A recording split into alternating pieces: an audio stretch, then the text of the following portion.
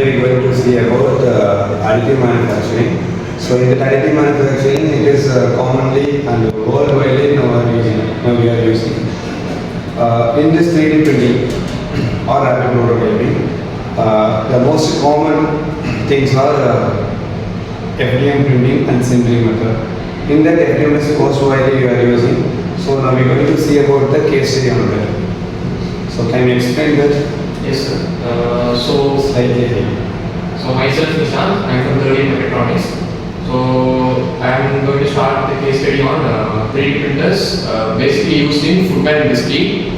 So in footwear industry, there are two types of printers used. One is FDM and SLA.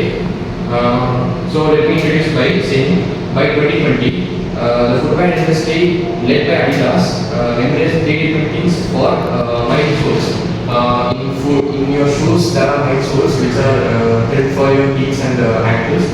So Additive is preparing to design 3D printers, 3D printing models of milestones, and revolutionizing cushioning design and mass customization. The most widely used technology is display light synthesis (DLS) and SLA by carbon, a photopolymer based additive process. So let me talk about technology overview. Let's first talk about DLS. What is DLS? A continuous photopolymerism process where UV light and oxygen inhabits purine in controlled regions to produce elastometric lattice structure. Why is it dominant? It allows production for high complex and tunable lattice molecules that cannot be manufactured with foam or EVA injection methods. Second one is process explanation. We are going step by step. So first is CAD modeling. We use modeling softwares like SolidWorks, Additive, and Fusion 360 to model a basic rough drawing of a milestone. So before that, why you are using 3D printing instead of arm injection molding? So basically 3D printers, I would like Sarvesh to talk about it. So why are you using 3D printers? So 3D printers are more feasible, more easily customizable, and the process can be done much faster compared to conventional methods. Because of that, the productivity will increase, right? Material wastage also decrease.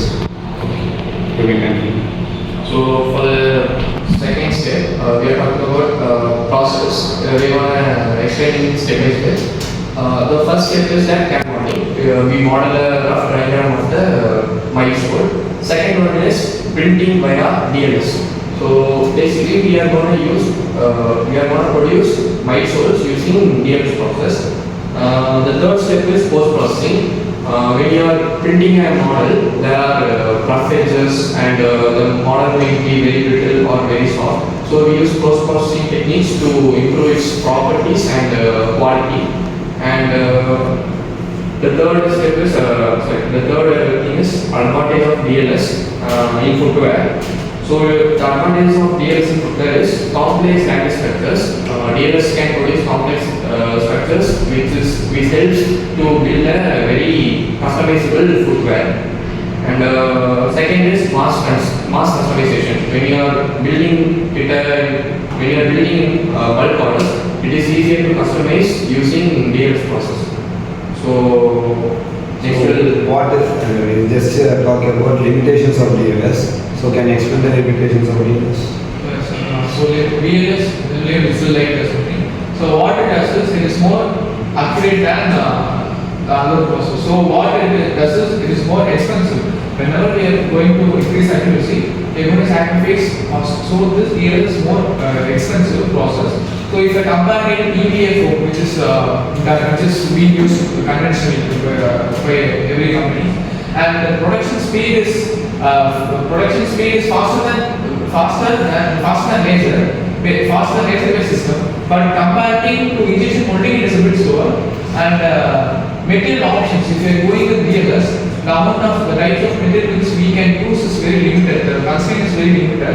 We can only use elastometric elastometric materials can only be used. Other than elastometric materials, we won't be able to use it.